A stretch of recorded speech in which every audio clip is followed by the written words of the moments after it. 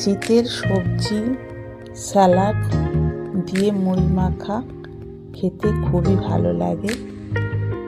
এখানে শীতকালে যেসব সবজি কাঁচা খাওয়া যায় সেগুলো ভালো করে কুচিয়ে নিয়েছি, যেমন গাজর, ধনেপাতা, শসা, পেঁয়াজ, কাঁচা লঙ্কা, এর সঙ্গে ছোলা,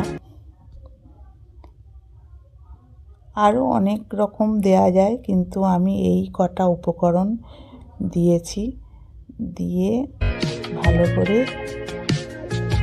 মুড়ির সঙ্গে সামান্য তেল দিয়ে আর এই সব সবজিগুলো, কাঁচা সবজিগুলো ভালো করে মুড়ির সঙ্গে মাখিয়ে দিয়েছি। তার সঙ্গে অল্প ঝুরি ভাজা চানাচুরও দিতে পারে, খুবই ভালো লাগবে।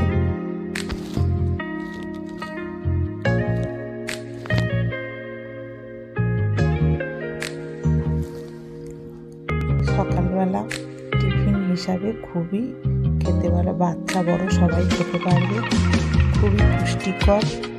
এই কাঁচা সবজি ওজন কমাতেও সাহায্য করে এবং সম্পূর্ণ পুষ্টিগুণে ভরা ভিটামিন যুক্ত খাবার।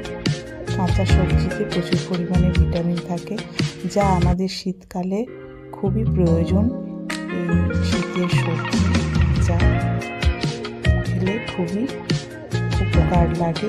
সেই জন্য আমরা এইভাবে যদি মুড়ির সঙ্গে চাট করে মেখে খেতে পারি, তাহলে কিন্তু কাঁচা সবজিটাও খাওয়া হলো আর মুড়ির সঙ্গে নানান রকম উপকরণ দিয়ে খেলে টেস্ট বহুগুণে বেড়ে যায়।